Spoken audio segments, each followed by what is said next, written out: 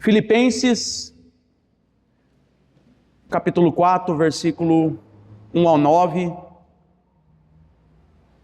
é onde nós estaremos meditando esta noite. Assentado mesmo, gostaria de convidar você a me acompanhar nesta leitura da palavra de Deus. Diz assim: portanto, meus irmãos amados e saudosos, minha alegria e minha coroa, permanecei assim firmes no Senhor, amados. Rogo a Evódia e rogo a Sintique que pensem concordemente no Senhor. A ti, fiel companheiro de jugo, também peço que as auxilies, pois juntas se esforçaram comigo no Evangelho. Também com Clemente e com os demais cooperadores meus, cujos nomes se encontram no livro da vida. Alegrai-vos sempre no Senhor. Outra vez digo, alegrai-vos. Seja a vossa moderação conhecida de todos os homens. Perto está o Senhor. Não andeis ansiosos de coisa alguma. Em tudo, porém, sejam conhecidas diante de Deus as vossas petições, pela oração, pela súplica com ações de graças. E a paz de Deus, que excede todo o entendimento, guardará o vosso coração e a vossa mente em Cristo Jesus. Finalmente, irmãos, tudo que é verdadeiro, tudo que é respeitável, tudo que é justo, tudo que é puro, tudo que é amável, tudo que é de boa fama, se há alguma virtude, e se algum louvor existe, seja isso o que ocupe o vosso pensamento. O que também aprendeste, recebestes e ouviste, e vistes em mim, isto praticai, e o Deus da paz será convosco. Senhor Deus, nós estamos aqui mais uma vez, reunidos em torno da Tua Palavra, crendo que a Tua Palavra é viva, eficaz e poderosa, ó Deus, para penetrar ao mais profundo do nosso ser e do nosso coração, ó Deus, trazendo transformação, renovação, edificação e também exortação, Pai. Que o Senhor possa alinhar os nossos caminhos de acordo com a Tua vontade, por meio da Tua Palavra. Fala conosco, em nome de Jesus. Amém. Irmãos, o tema dessa mensagem de hoje é um manual de convivência para a família da fé. Justamente isso. Nós vamos falar sobre esse manual e aquilo que a palavra de Deus aqui, através do apóstolo Paulo, nos orienta em relação a esse manual. Um manual que nos orienta em relação aos nossos conflitos, porque aqui ele fala sobre conflitos, em relação à ansiedade, também ele fala aqui, em relação aos nossos pensamentos desordenados, ele também fala aqui, e nós vamos meditar sobre isso. E para começar, não sei se você já parou para pensar sobre isso, mas o que acontece quando uma comunidade, uma igreja que foi chamada para ser o sinal e a representação da paz de Deus no mundo, começa a guardar dentro de si cacos quebrados de conflito, de ansiedade e também de pensamentos desordenados. Como Deus reconstrói uma igreja quando seus próprios membros, eles estão em conflito em si e também entre si? Como Deus pode reconstruir uma igreja que está desta forma, assim como a igreja de Filipenses? Durante a Segunda Guerra Mundial, aconteceu um evento. A Catedral de Coventry, na Inglaterra, ela foi bombardeada pelos alemães em 1940. Os telhados pegaram fogo, as paredes ficaram marcadas pelas explosões, os vitrais, que têm um significado muito importante numa igreja, principalmente uma igreja histórica, ficaram estilhaçados ao chão. E o mais interessante dessa história é que os irmãos, eles não guardaram rancor, eles não guardaram ódio, muito pelo contrário. No dia seguinte, após o bombardeio, após esse evento, o irmão responsável pela igreja, ele foi até lá, ele viu o prejuízo, ele viu tudo aquilo que tinha acontecido com a igreja, com essa catedral tão importante, ele viu as ruínas, ele viu os estilhaços, ele contemplou todo esse cenário, mas sabe o que ele fez? Ele pegou 2 pedaços de madeira, dos escombros ali, amarrou e formou uma cruz, e colocou logo atrás dessa igreja. E ele escreveu a seguinte frase: Pai, perdoa. E está aí, meus irmãos, uma pessoa que aprendeu com o exemplo de Cristo, que mesmo sendo injustiçado ali naquela cruz, levando e carregando toda a injustiça humana sobre si, ele pede ao Pai que perdoa os homens que estão fazendo aquilo com ele. E ele diz: perdoa, Pai, porque eles não sabem o que fazem. Isso, meus irmãos, não é uma negação da dor. Esses irmãos ali da Catedral de Coventry, membros daquela igreja, não estavam negando a dor. Não é fingir que nada está acontecendo, não era isso que eles estavam fazendo. A igreja estava ferida de verdade, mas aquela igreja tomou uma decisão, que ela não seria governada pelo ódio, pelo ressentimento, pela mágoa. E se nós queremos formar uma igreja forte, eu creio que Deus vai fazer isso, mas nós precisamos primeiramente lançar as bases fundamentais e nós estarmos em sintonia entre nós, vivendo de fato como corpo de Cristo, como uma igreja que está ligada a Cristo. É justamente isso. E talvez essa história seja uma das melhores imagens para ilustrar o capítulo 4 aqui da carta do apóstolo Paulo aos Filipenses. Paulo escreve aqui uma carta, meus irmãos, a uma igreja real, mas uma igreja também com rachaduras, com conflitos internos e também externos, porque ele fala da ansiedade, ele fala do medo, mas ele fala também dos conflitos entre Evódia e Sintique. Então essa igreja estava de fato vivendo conflitos internos e também conflitos externos. Pessoas ansiosas, corações inquietos, mentes cansadas. Justamente por isso o apóstolo Paulo, ele vai falar de sentimentos e de pensamentos que devem ocupar a nossa mente. E a grande verdade é que nós, a igreja do século 21, igreja presbiteriana do Alvorada, nós somos hoje esses pedaços e esses destroços que estão sendo reconstruídos pela graça de Deus. Quem de nós não tem também problemas igual a essa igreja, ou até piores? Quem sabe? Mas a grande verdade é que nós também estamos sendo reconstruídos hoje pela graça de Deus. E o Evangelho aqui, e ainda hoje, ele faz algo extraordinário. Cristo pega pedaços quebrados e constrói comunhão. Apesar de nós, da nossa realidade, dos nossos problemas, Deus pega esses cacos, esses pedaços que somos nós, e reconstrói isso, formando uma igreja. Uma igreja que ainda não é perfeita, mas que desfruta da plena comunhão por meio de Cristo. Ele transforma agora a ansiedade em paz. Ele transforma a nossa ansiedade. Quem não tem ansiedade?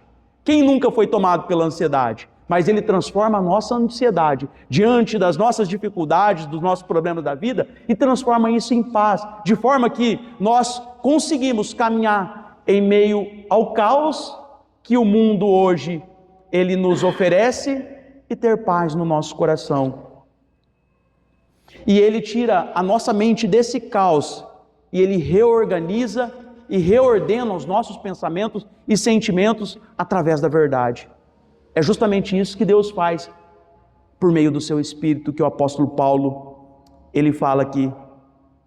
Porque, meus irmãos, a grande verdade é que a igreja, ela não é formada por pessoas intactas, pessoas perfeitas, pessoas que não têm problemas. Pelo contrário, a igreja, ela é formada por pecadores, pessoas imperfeitas, mas que foram reconstruídas e restauradas, assim como aquela catedral, por meio de Cristo. A igreja é formada por pecadores reconstruídos pela graça de Deus. E por que manual de convivência? Porque esse texto aqui especificamente, ele ensina cristãos que estão sendo reconstruídos a viverem agora em unidade, alegria, paz e mente renovada. Então não é um chamado para venha, espere os seus problemas serem resolvidos e depois você desfruta dessa realidade. Não! Nós estamos sendo reconstruídos por Deus e já desfrutando dessa realidade. já vivendo em comunhão, já tendo paz em Deus, já sendo libertos da ansiedade e do medo. É isso que Deus faz.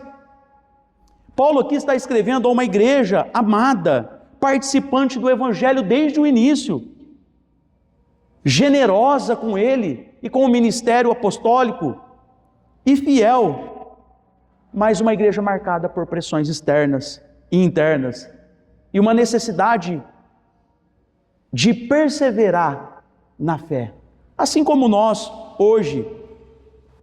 Esse texto aqui do capítulo 4, ele não aparece isolado. O versículo 1 conclui a exortação anterior, que a gente meditou, do capítulo 3, onde Paulo fala da cidadania celestial e da esperança da transformação final em Cristo. Depois disso, ele aplica aqui essa verdade à vida concreta da igreja. E aí ele vai falar da alegria, oração, paz, pensamento e da prática do Evangelho. Então, para que a gente possa viver como peregrinos aqui nesse mundo, em direção à cidade celestial, nós precisamos cultivar essas verdades na nossa vida cristã: unidade, alegria, oração, paz, pensamento e prática. Parece que essas coisas estão desconexas, mas na verdade elas estão conectadas de uma forma direta à nossa prática cristã nesse mundo. Paulo então não escreve, meus irmãos, para uma igreja imaginária, perfeita, emocionalmente estável, espiritualmente impecável. Não, pelo contrário, é uma igreja que a gente pode dizer que é uma igreja vacilante, mas uma igreja caminhando pela graça de Deus em direção à eternidade. É justamente isso que a gente pode dizer. E se tudo aqui nesse texto está ancorado no Senhor, qual a primeira evidência prática de uma vida realmente firmada em Cristo? E Paulo aqui, ele começa onde talvez nenhum de nós começaríamos. Ele começa falando de grandes experiências espirituais, de sentimentos elevados, nem de técnicas para ter paz interior. Ele não começa falando dessas coisas. Ele começa com a vida da igreja, a vida comum da igreja, a vida comum cristã, que é cercada de problemas, que é cercada de realidades que muitas vezes a gente luta interiormente e, se não for pela graça de Deus, a gente não consegue vencer. Firmeza espiritual nunca é uma experiência privada, desligada da comunhão.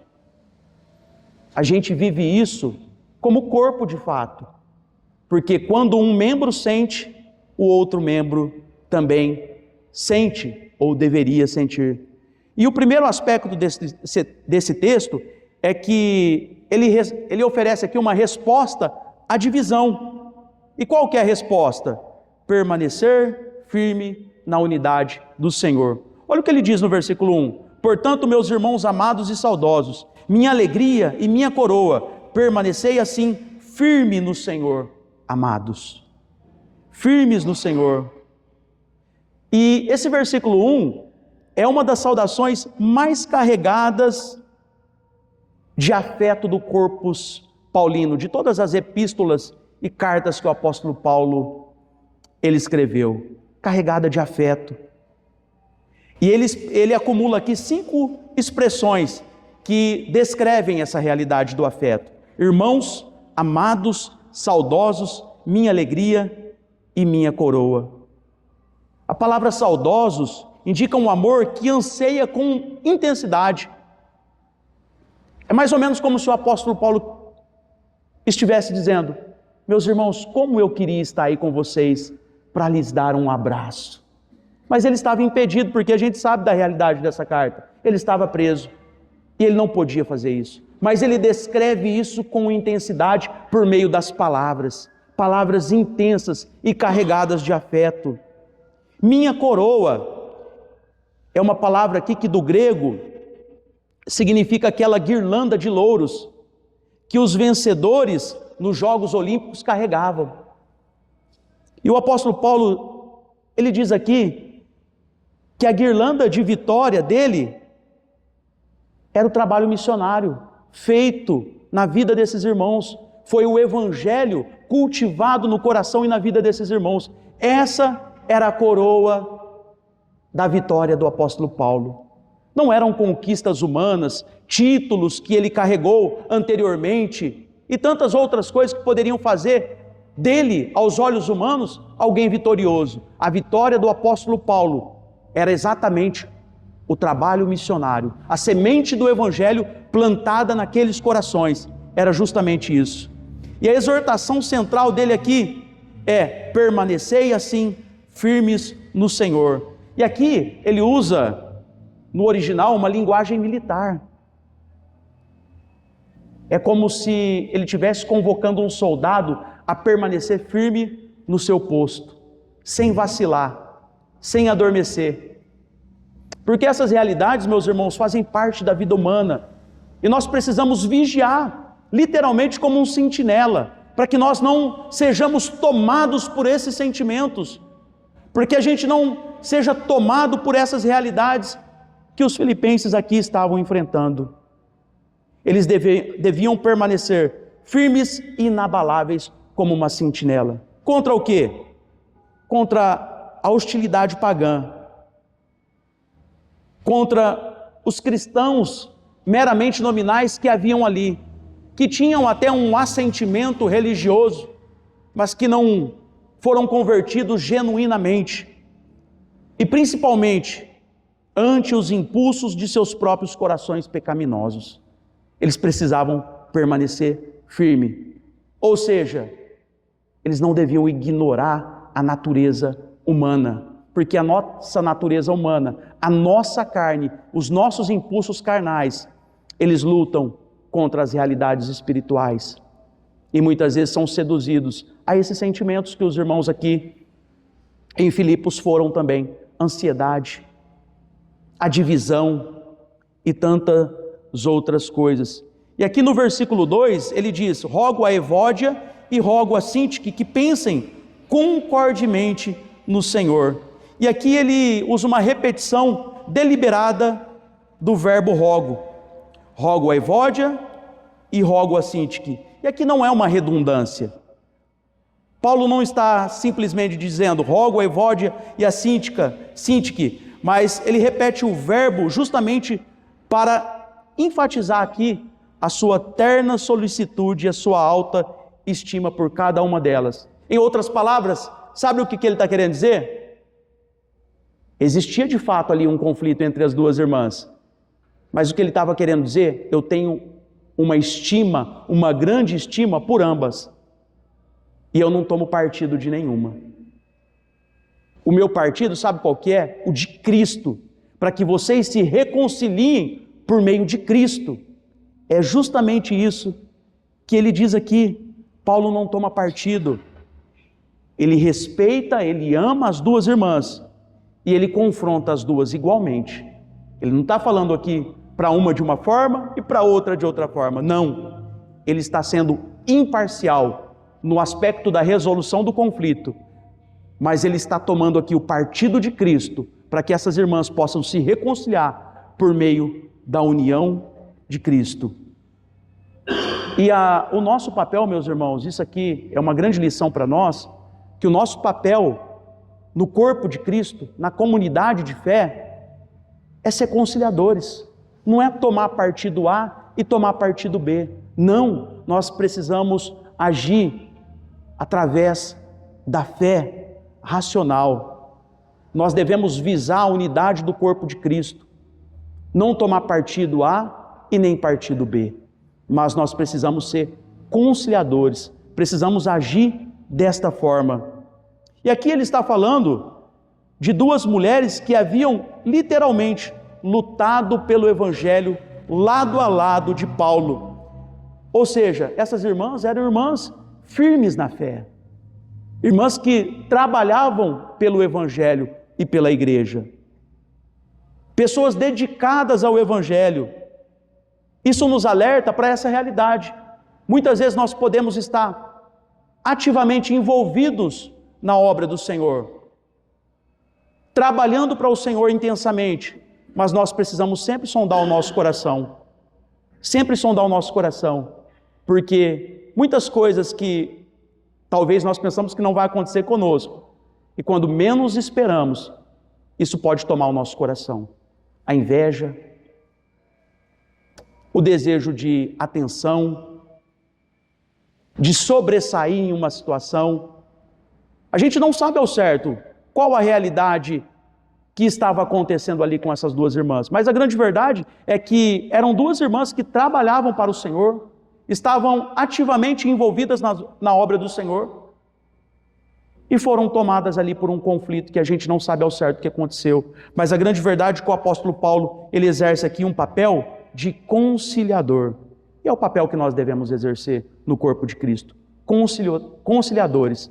E nós precisamos visar sempre a unidade do corpo de Cristo. Com isso, a gente não exclui ninguém, a gente não rejeita ninguém, a gente não aponta o dedo para ninguém, mas a gente chama o irmão para perto e exorta em Cristo, chama atenção em Cristo, visando a unidade do corpo de Cristo. E a questão para isso é, o que Deus oferece para essas condições? E aqui o apóstolo Paulo usa um termo, pensem concordemente no Senhor. A reconciliação cristã não é pragmatismo social. A gente não resolve os conflitos nos termos do corporativismo, nos termos do mundo aí fora, como se resolve numa empresa, como se resolve em uma grande corporação, que cada um segue para o seu lado e não olha mais para a cara do outro. Não, pensem concordemente no Senhor. Pensem concordemente no Senhor. Aqui existe o envolvimento de uma terceira pessoa. A gente já falou aqui da nossa união mística com Cristo, né? Nós estamos ligados a Cristo. Nós estamos totalmente ligados a Cristo. E isso nos move a também nos reconciliar com os nossos irmãos. Porque nós fazemos parte de um corpo onde o cabeça é Cristo. Cada um tem a sua função no corpo. A gente fala sobre isso teologicamente, que existe uma unidade e existe uma diversidade. Nós não somos iguais, nós não fazemos coisas iguais, nós somos diferentes, mas existe também uma unidade, onde nós estamos ligados um ao outro a Cristo. E é pensando nisso, justamente nisso, que o apóstolo Paulo exorta essas irmãs, pensem concordemente no Senhor. Aqui não é uma resolução, meus irmãos, diante de um juizado civil, diante do Jorge, que é advogado apenas, mas é diante do Jorge, que é um irmão em Cristo e que muitas vezes vai precisar usar desta visão do apóstolo Paulo, conciliadora. Não é uma resolução apenas terapêutica também, é uma resolução onde nós unimos o nosso pensamento a Cristo. O que é melhor pensando em Cristo? O que é melhor pensando na unidade do corpo de Cristo? Quando os cristãos estão em conflito, nós não resolvemos os conflitos apenas pela diplomacia, mas nós resolvemos os conflitos através do perdão, através da oração. A solução aqui para essas irmãs não era apenas uma conversa difícil, e o apóstolo Paulo exorta isso. Era oração juntas, confiança renovada no Senhor, porque ambas haviam sido salvas e alcançadas pelo Evangelho, e ambas também serviam na igreja. Então, a solução não era apenas como nós decidimos as coisas em um juizado. Então agora, olha só, vamos tomar uma decisão que vai favorecer parte A ou parte B. Se parte B ela for derrotada nesse juizado, ela está excluída da igreja simplesmente.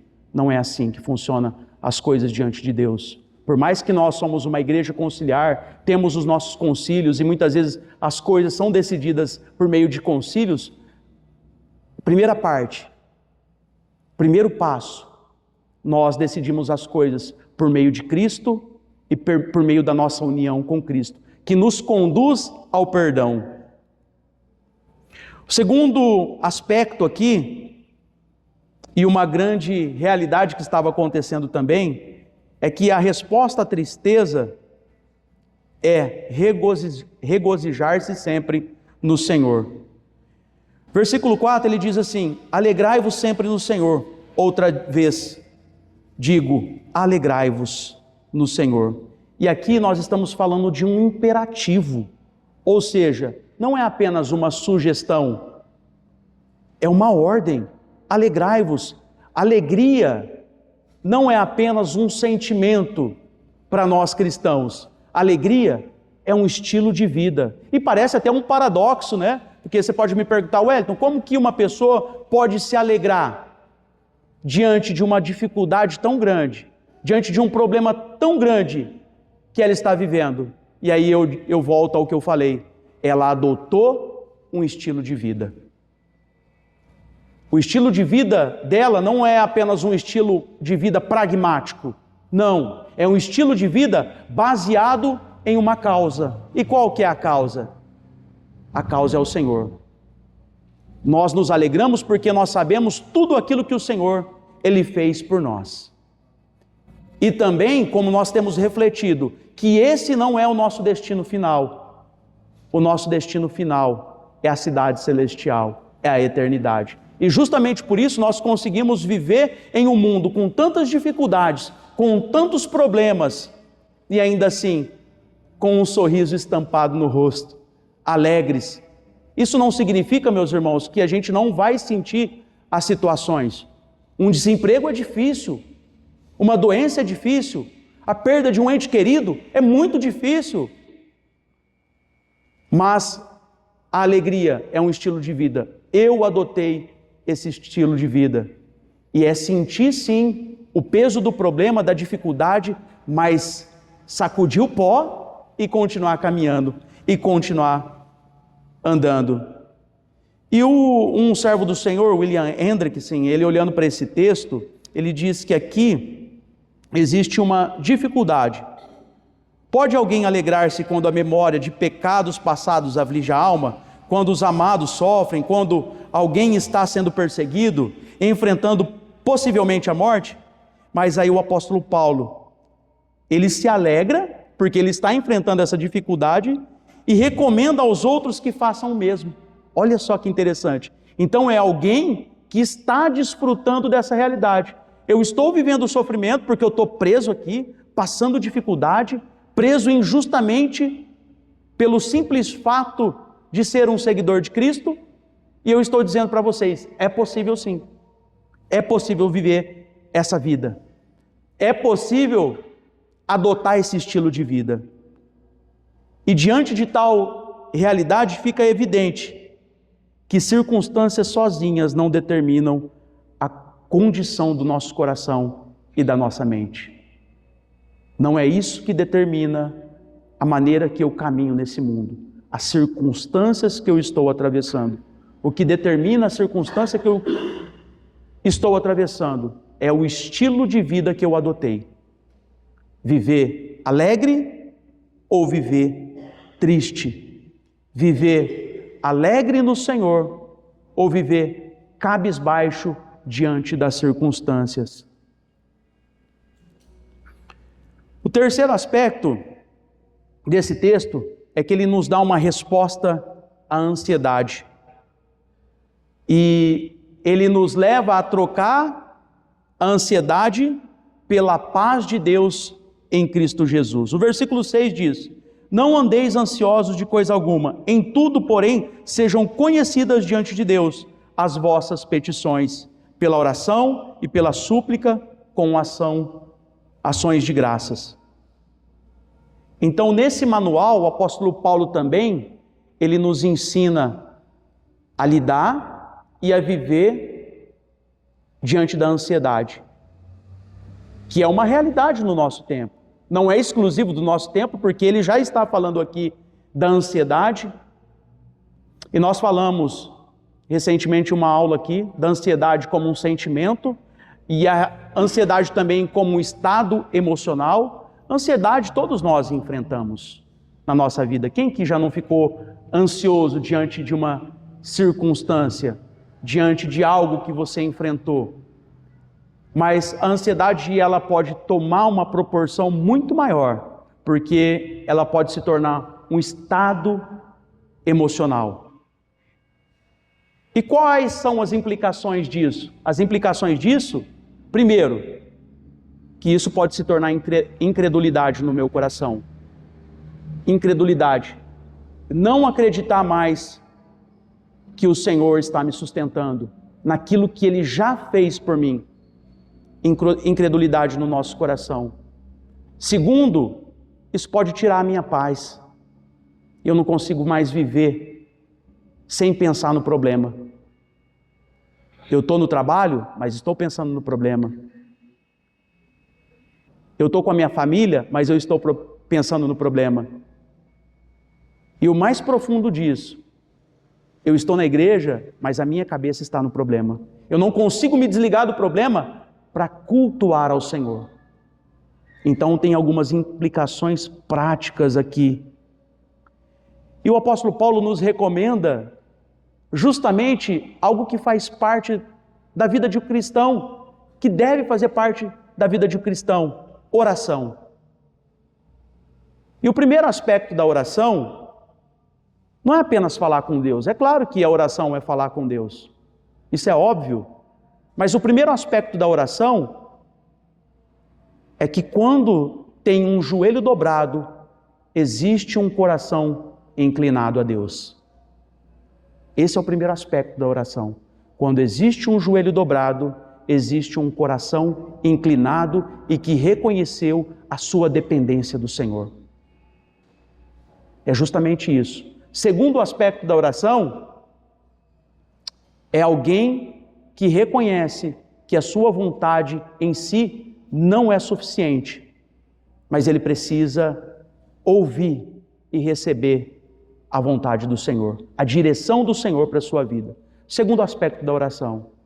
E aí o terceiro aspecto da oração está relacionado com a conversa, com o diálogo, mas muito mais que isso, um relacionamento.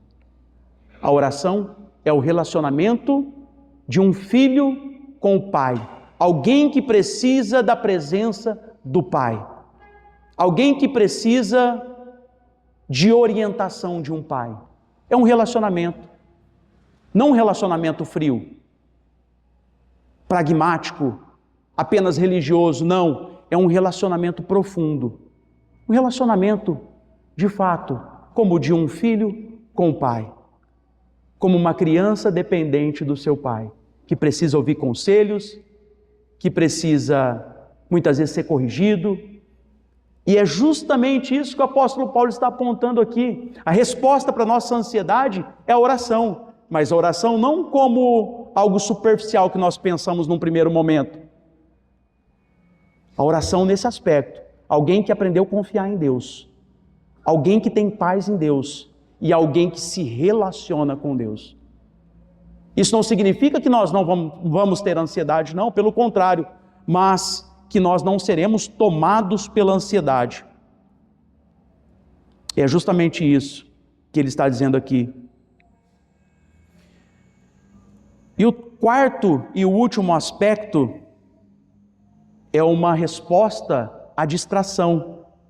E aí o apóstolo Paulo, ele nos oferece aqui a resposta à disciplina da mente como prática da verdade.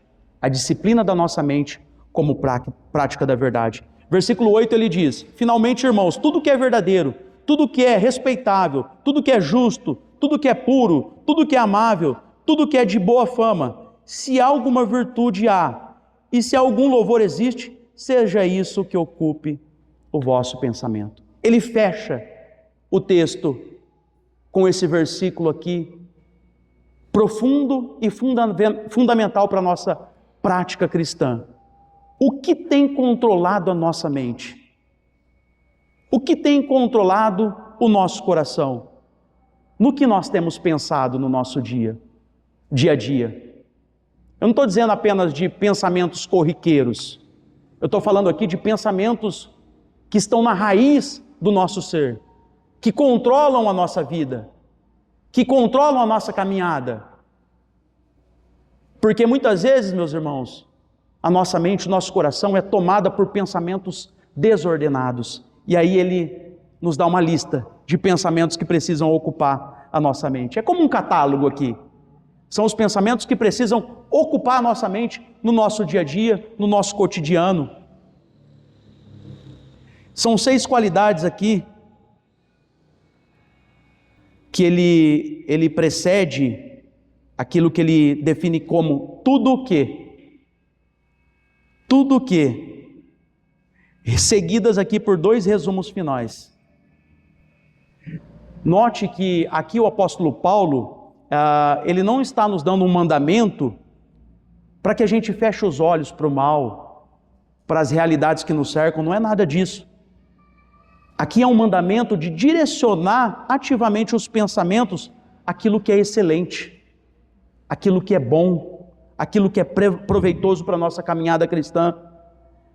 A nossa mente deve ser deliberadamente alimentada por essas realidades. Aquilo que é verdadeiro, a primeira coisa que ele descreve, tem a sua norma em Deus. Aquilo que é verdadeiro é um apontamento direto para Deus. É meditar na palavra de Deus, que é a verdade. O que nós precisamos, relacionado a tudo aquilo que é verdadeiro, está contido aqui na palavra de Deus. Honesto, honrável, aquilo que é digno, sincero, decente. Porque o mundo está cheio de mentira, de coisas desonestas, de coisas falsas, e nós precisamos nos voltar para aquilo que é sincero, aquilo que é decente, aquilo que é honesto, aquilo que é justo. E talvez justiça é uma das coisas que nós mais carecemos no nosso tempo, não é verdade? Quanta injustiça nós temos contemplado no nosso tempo. Quanta injustiça está diante dos nossos olhos. E aqui ele nos exorta a ocupar a nossa mente, o nosso coração, daquilo que é justo, aquilo que aponta diretamente para Cristo, porque Cristo é justo. E nós devemos sempre perguntar: isso está de acordo com a vontade de Deus? Isso está alinhado com a palavra de Deus? Porque a palavra de Deus, o Deus revelado na sua palavra, é extremamente justo. É extremamente justo. E nós devemos sempre se perguntar isso. E por fim, aquilo que é puro. Filipos era uma cidade que vivia um ambiente totalmente antinomiano, ou seja, eles eram totalmente aversos a toda prática moral, a toda regra, à justiça.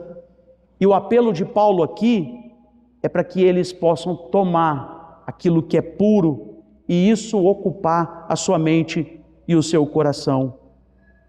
A pureza precisava ser ativamente cultivada, vencer o mal como o bem, como o apóstolo Paulo também descreve lá na sua carta aos Romanos. Não te deixes vencer do mal, mas vence o mal com o bem. Aquilo que é amável, que é uma palavra raríssima aqui no Novo Testamento, e talvez essa, se eu não estiver enganado, é a única ocorrência dessa palavra aqui. Aquilo que é agradável, aquilo que evoca amor, que era um dos problemas que eles estavam enfrentando e vivendo ali, nesse desacordo específico entre Evódia e Sintique, mas provavelmente também outros problemas. E por fim, de boa fama,